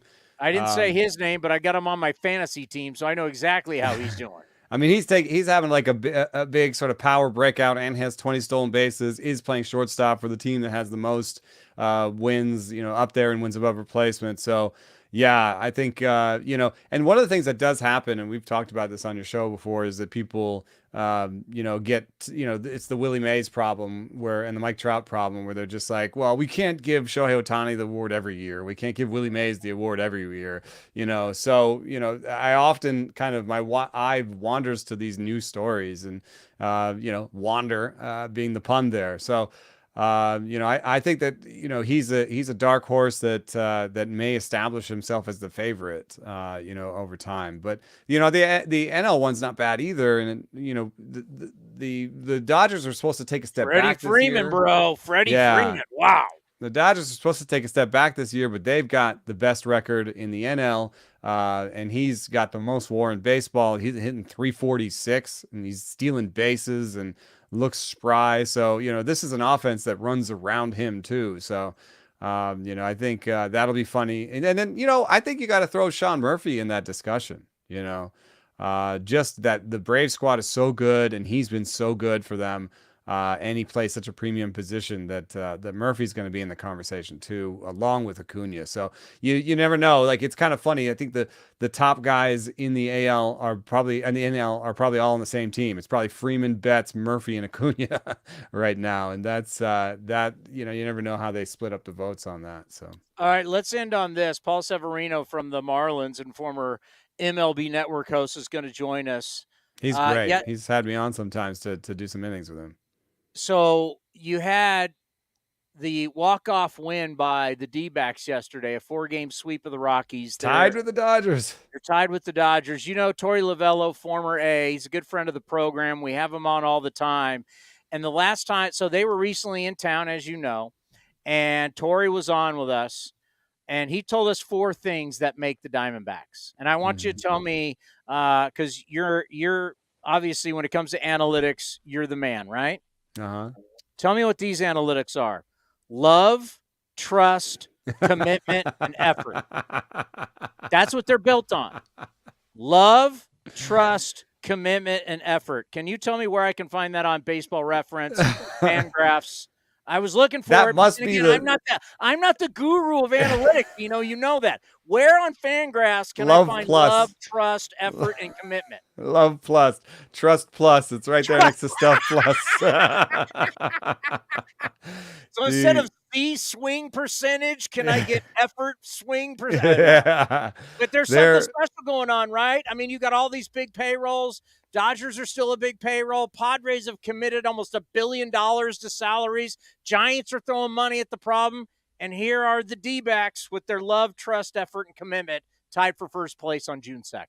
I mean, one of the things that the D-backs do that I think is underrated and more teams should do is just field a solid team. You know what I mean? Just spend whatever ownership will let you spend. Just put together a solid team. Try to have no zeros anywhere, and develop over time. But also just, if it takes signing Zach Davies to a small deal so that you at least have a fifth starter, then do that. If you don't have enough money to get in on Edwin Diaz, then sign Scott McGuff from Japan. And if he doesn't turn out to be a great reliever, he's going to be a fine one.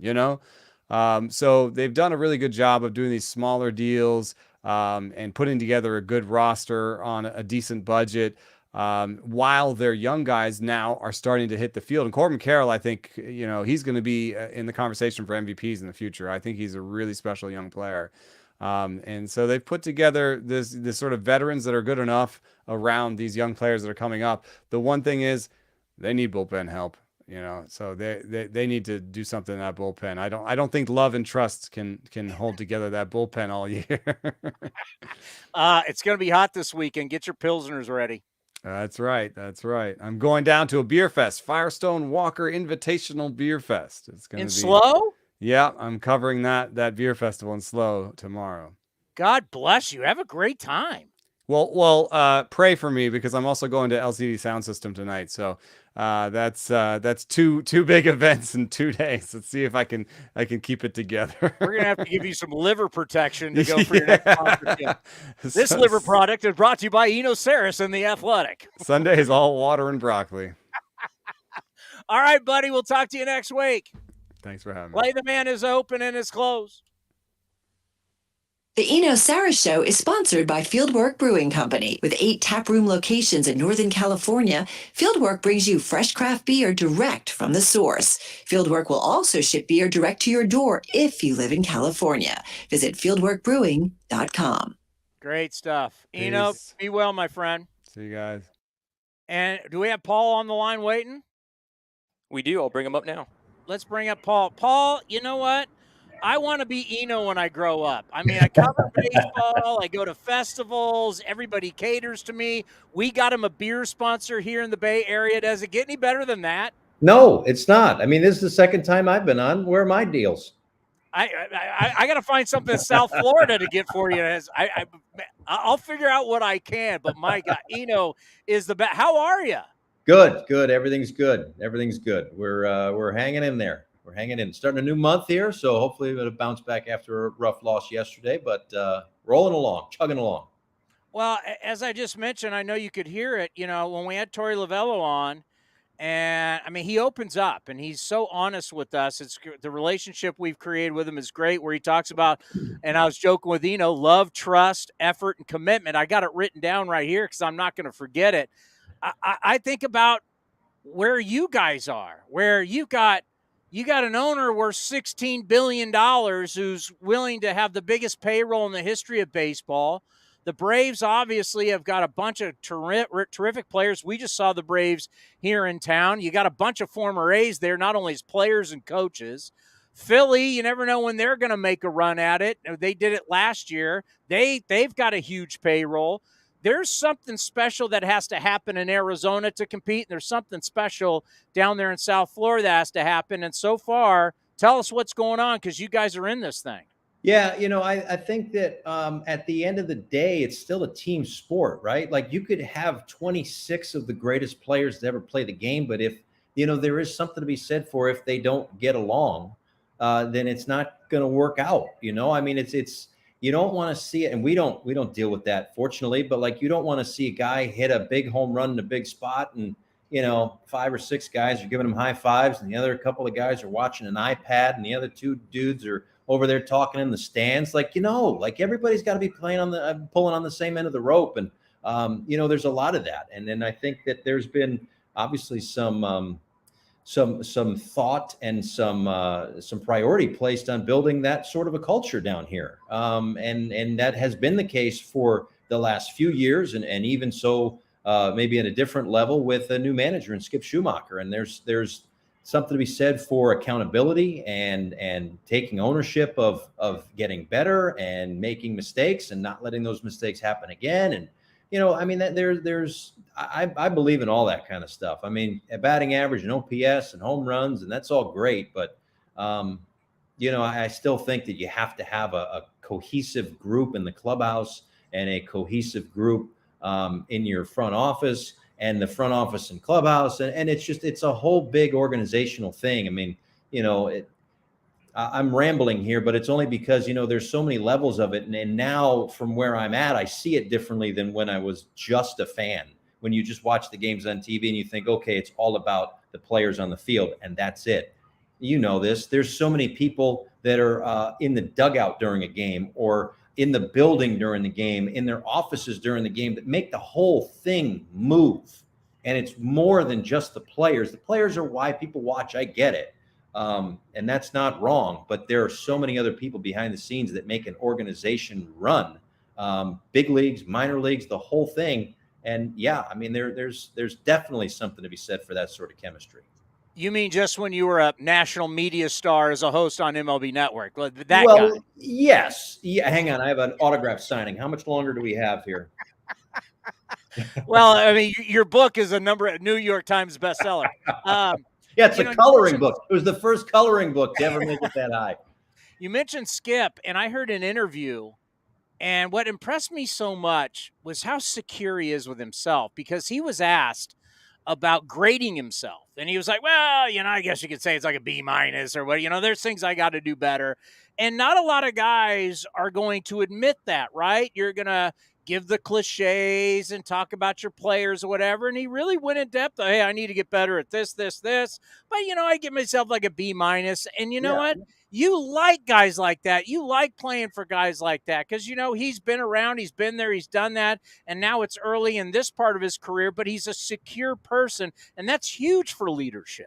It absolutely is. I think that goes back to the word accountability. And whenever, if I'm doing something like this or talking to other broadcasters or whatever, and they ask me about Skip, that's one thing that I'll always say is that he's at the forefront of all of it is accountability. And that's for him, that's for the coaching staff, that's for the players, anybody that he's involved with. And it gets back to, I mean, our organizations and where they are and how they're playing this year are not too dissimilar, right? In terms of struggling to score runs and things of that nature. So in that sense, with that being said, all the little things become big things. And I remember from back when I was, as you say, a superstar at MLB Network, when I would work with Bill Ripken. And obviously Bill and Cal, and they played for their dad, Cal Sr. And Bill would tell me, and I brought this up on the air too, you worry, if you take care of all the little things, you'll never have a big thing to worry about. And again, when you're struggling to score runs and not getting guys on base and every 90 feet matters offensively and defensively, those are little things. Throwing to the right base on a fly ball to the outfield, taking the extra base when somebody's lollygagging in the outfield after a base hit. All those little things start to add up. And when those things go wrong, I mean, listen, we've won games. At the end of the day, it's a 6-2 win, whatever the score was. And after the game, Skip will talk about the base running gaff in the second inning that may have killed a rally, but was really inconsequential to the grand scheme of things. But it's always making sure that everything is buttoned up and everything is tightened up, because as you go further along in the season and they've got their sights on October, all of that stuff is magnified. All of that stuff is magnified. So you worry about it now, you button that stuff up now. I mean, how often do we see PFPs go haywire? They do it every day in the spring, and then all of a sudden it's a game in September, one game difference in the standings, and there's a ground ball back to the pitcher, and they airmail it down the right field line. And what do all of us stupid idiot broadcasters say? Don't they work on that every day in spring training? Yes, because it's a little thing, and those little things can often come back to haunt you if you don't tighten them up. And they're trying to tighten those things up. They haven't been perfect. They have not been perfect, but they're working on getting better. What I love about this series, and we've talked a lot about this lately, and you're going to see Ruiz. And I think of two guys that make me think I'm a kid again growing up watching the 80s. Because in the 80s, not everybody was a cookie cutter, 3 true outcome guy. Our own Ricky Henderson. You think of Vince Coleman. You think of Tim Raines.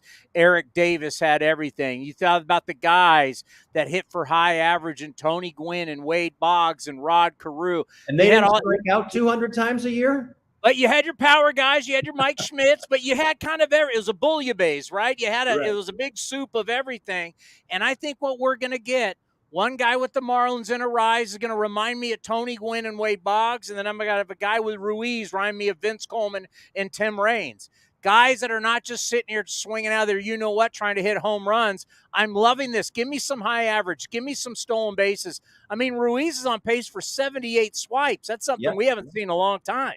Absolutely. And that's the thing. And because we don't, and I'm still one who thinks that there's something to batting average, right? But I know that the masses of the audience now kind of look down on it a little bit or lessen it a little bit. But just looking at it today, the Marlins are 4th in the National League in batting average.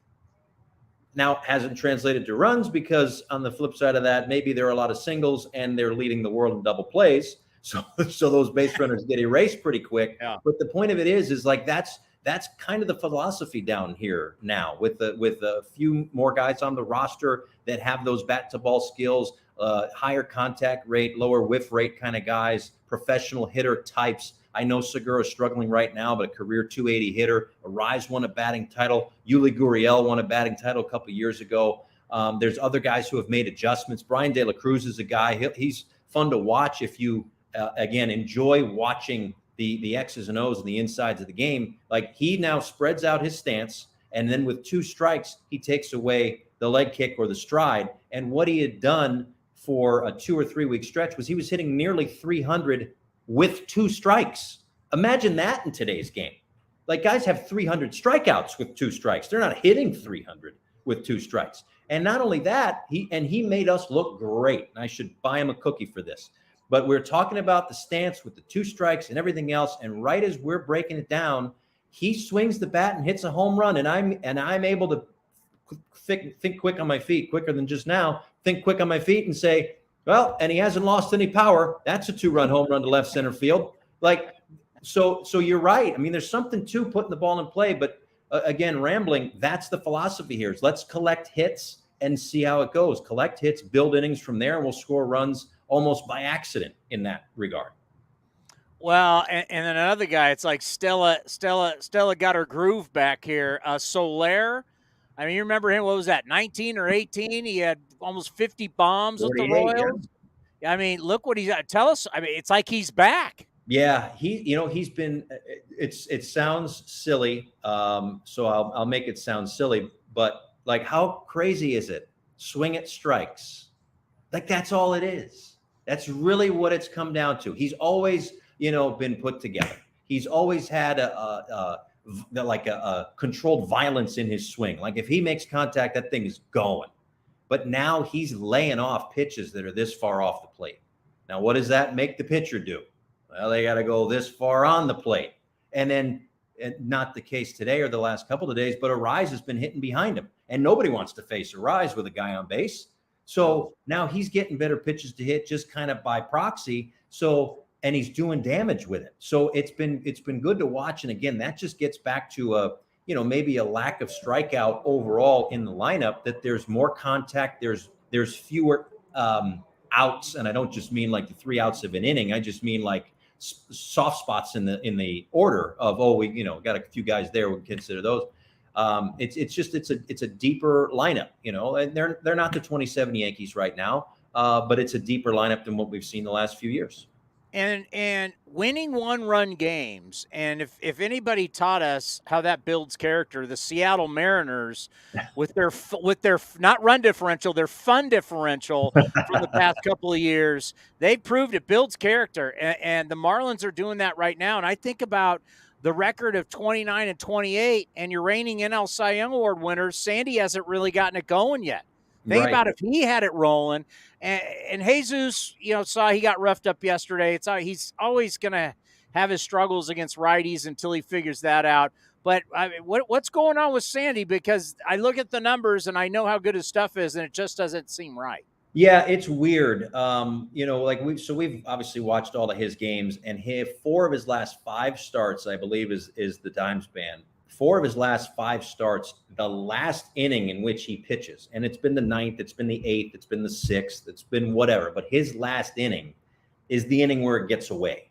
And this is more than just a hometown broadcaster trying to spin it positively, but he's pitched better than what his lines have indicated over the last month. So, but there could be some mechanical things there. I'm not a pitching coach, but you have enough chats with people that you kind of piecemeal what it might be. And it very well could be something as simple as him being on the side of the baseball as opposed to over the top of the baseball on release. So what does that mean? That means that his pitches are a little flatter and don't have as much depth to them. So what does he throw? He throws a fastball, a four-seam fastball, he throws a sinker, he throws a changeup, he throws a slider.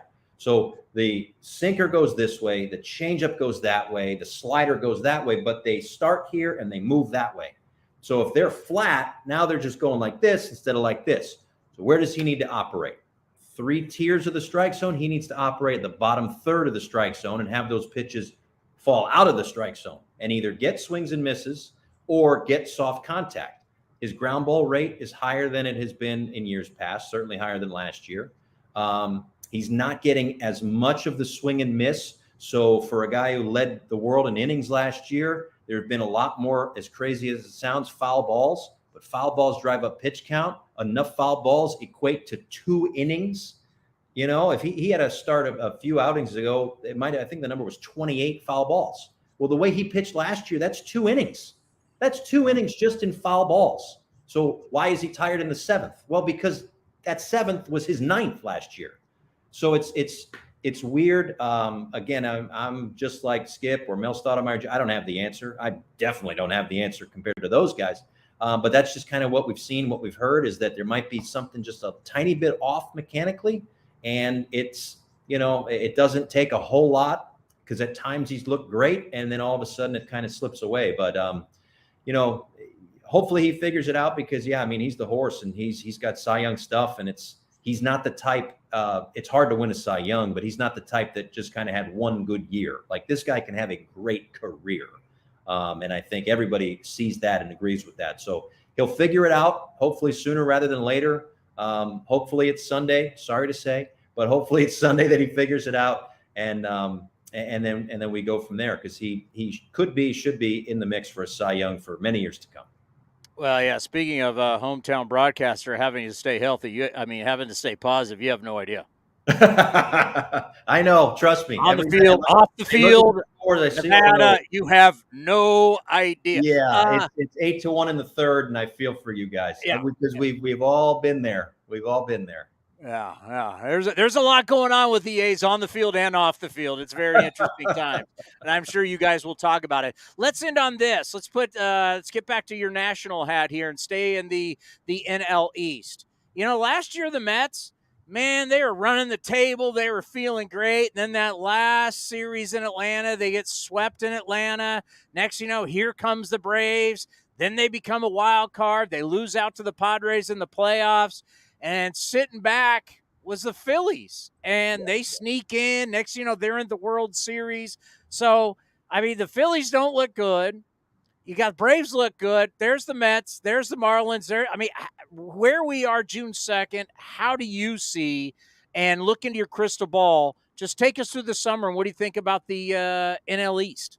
Well, I think, listen, it's weird. The schedule for us is weird. So obviously it's changed for everybody. So instead of in your division playing teams 3 times at home, 3 times on the road, it's 2-2. So the way that it works out for us and the Mets, we saw the Mets the first series of the year and our first road trip. We see them our last home series of the year and our last road trip. So we don't see the Mets for 6 months. Could be interesting. Could be very interesting. And again, they'll surely be a different team in September and in early October, if that's where our schedule takes us, I guess, regular season, that is, than they did in March and April. So, but yeah, I mean, it's one of those things where it's maybe a little bit like the NL Central in a sense. And I know probably the depths of the teams might be a little bit different, but just that everybody's kind of bunched together. And the Braves have won this division for 5 years in a row. They're the class of the division. I'm not taking anything away from them. Marlins have had a tough time playing them. So it's been difficult, obviously, but I think it's for the Marlins, it's a matter of winning the games that you're supposed to win. Is the kindest way that I can put it. And they're in a stretch right now where they're playing some teams that they should beat, and they need to beat them, and they need to rack up some wins. And, you know, they've been, I think, within 3 games above or below 500 all year. And I keep saying it every night when they go 2 or get to that 3 games over, I say, they've got to separate themselves from 500 here. I mean, we hear teams and managers say that all the time. You get to 500, then you start thinking 5 over and 10 over and 15 over and 20 over. And then that's how you get to your 90, 100 win teams. And that's kind of where they need to get to. They need to get over that hump. They need to, go on a little run here, and schedule wise, this could be that. So we'll see how it goes. Well, great stuff. We're a big fan, and Amelia Schimmel introduced us, and she's the best. She loves you. She says hi. We always appreciate you coming on. Let's do this later in the season and have a good call tonight. Excellent. I appreciate it. Thank you, guys. You guys are awesome. Take care. All right. Paul Severino, broadcaster. Remember him? Long time. You remember him, Ray? He was on MLB Network for years and then got the great job being play-by-play for the Marlins. So Amelia, who is the voice of the Coliseum, introduced us because she was a award-winning producer at MLB Network, and great to have him on. He's really, really good. And yeah, I'm looking forward to this series. Yeah, there's one thing that the Marlins have always been able to do is produce young power pitching. Question is, can they hit? But right now, it's June 2nd. All these teams in the East, you just start looking at the standings. I mean, and especially the way last year went. I mean, everybody's got a shot. I mean, the Braves or Mets can be one bad stretch a week before everybody catches up. I mean, the Nationals obviously don't have a chance, but this East is interesting. I will say this for Karate Kid Ray, for your Mets. Did you know that the Mets, because all you guys want to tell me how starting pitching doesn't matter, wins don't matter, get to the bullpens, bullpen. Mets are undefeated when a starter goes at least 6 innings for them this year. Do you know that? I did not, but I'm not surprised. Mm-hmm. Just to let you know a little something about your team there, Ray. Appreciate it. Go 6. What happens when you go 6 or more? Usually factor in the game because you're in the key innings of the game. You get through the start of it. Now you're through the middle. Now you start getting towards the end of it. You've got a pitch count. You've pitched through the game, and usually the game is decided, and you're going to factor one way or another. That's when you pitch deeper into games. But when you have a game that's basically said, we don't want you to pitch deep, we don't want you to throw a lot of pitches, well, yeah, certain stats won't matter anymore. Like innings pitched won't matter anymore. Wins, losses, that don't matter anymore. Like you've changed the way we look at the game, so it doesn't matter. So, yeah, you know what? You're right. But pitching's worse off, teams are worse off, and bullpens are terrible. But look at the Mets. When their starters go at least 6, they're undefeated. And we had that stat with the A's. Oh, what year was it? Where if we had a A's pitcher go at least 7 innings, we were like 17-1. And I remember going to David Forrest, the general manager, is that pretty good data? And he went, yeah, I like that data. I go, yeah. But you're pulling your guys in the 5th and the 6th, but if you get them to the 7th, you're 17-1. By the way, we didn't really have time today, but today is honoring Lou Gehrig today in Major League Baseball. And when you look at ALS, and it's just so sad when you're diagnosed, of course, Sarah Langs talked a lot about today on MLB Network, and we're all going to talk about her as Sarah, her fight against against ALS, and at such a young age. And she's been such a dear friend of the show. We love her to death, and it's, there's not a cure. And baseball today, it's the 3rd annual Lou Gehrig Day. As you remember Lou Gehrig as the Iron Horse, a guy that played 2,130 straight games. And you go, well, what about Cal? No, don't tell me about Cal Ripken. This guy didn't play with chartered jets. This guy didn't play with all the surgeries. I try and bring this up because everybody tries to throw the old players under the bus. You need to start understanding what they had versus what the modern day player had, right? They didn't have police escorts. They didn't have suites. They rode on trains, wool uniforms. No one was having Tommy John surgery. No one was having labrum surgery, knee surgery. What do you think knee surgery was back in the 1920s?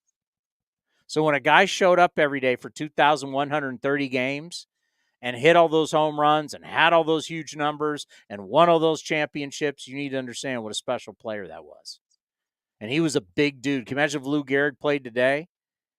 Because people go, could those guys play today? Do you know how many bad players we have in Major League Baseball right now? You know how many guys do you think on our roster could have played on those Yankees rosters?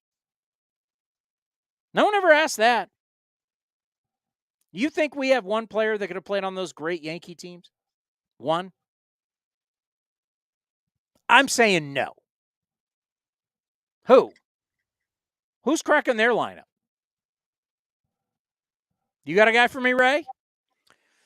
Really can't think of one when you think of, like you said, what they had to go through in that era, where there was modern medicine, but nowhere near the type of sciences that are available to us today, and especially just to get the average bear, not the pro athlete, where you have everything from they had nothing. They didn't lift weights. Yeah, they didn't know about diets. They didn't lift weights. None of that. That's why it's so funny when everybody, Shohei Ohtani's doing what Babe Ruth didn't do. Oh, really? If Shohei Ohtani played when Babe Ruth played, Shohei Ohtani's career would be done because he had to have Tommy John surgery. They didn't have Tommy John surgery. With Shohei Ohtani playing back when Babe Ruth played, no one brings that up. I love bringing that up. And when I bring that up to people, they go, oh, I didn't think about that. Yeah, there would be no Shohei Ohtani, the pitcher, because he couldn't throw, because he would have no ligament right here. It would be torn. Shohei Ohtani wouldn't exist. He'd exist as a hitter, but not as a pitcher. That's fact. Yeah, we don't give yesteryear player the credit for not having everything that these guys have. Shohei Ohtani, it's just fact. Pitching the way he does, wouldn't have had much of a career as a pitcher because he would have blown out his arm. And they didn't. Tommy John surgery didn't exist when Babe Ruth played. Have a little respect. Speaking of Lou Gehrig, do you know who Lou Gehrig replaced and to start that streak? You know the Wally Pipp story, right? I do. Maybe did you just Wally Pipp the Commander today? Possibly. We'll see if he's back on Monday. I mean, seriously. Wally Pipp had a headache, didn't want to play. Next thing you know, Lou Gehrig stepped in, and 2,130 games later, he was still in there. By the way, do we need? Am I running late here? You have a little bit of time, but you're on it exactly at 3 on the dot, so probably in the next couple minutes should get you off. Yeah, it's 2:56. Yeah, I don't want to panic. All right. Paul Severino, thank you. Eno Sarris and Mark Kotsay for stopping by. This was a fun show. It was. I caught Eno off guard. I don't think he has analytics for love, trust, effort, and commitment. He's coming up with that as we speak. He's mulling over it. That was awesome. Fun show. We'll be back. What time are we back on Monday? Don't know. Commander did not send me the schedule for Monday, but he will post it on Athleticscast 24, so be sure to tune in on Twitter. We'll have the full lineup. Just listen all weekend. Somewhere during postgame, I'll have it for you when we're on Monday. Monday from Pittsburgh. Coming up next, it's A's Total Access, brought to you by Chevron. A's and the Fish coming your way. Thank you, everybody, for watching A's Cast Live. Have a wonderful weekend. This is Chris Townsend. There are two things that are a must for me: comfort and style. Whether I'm playing golf, going to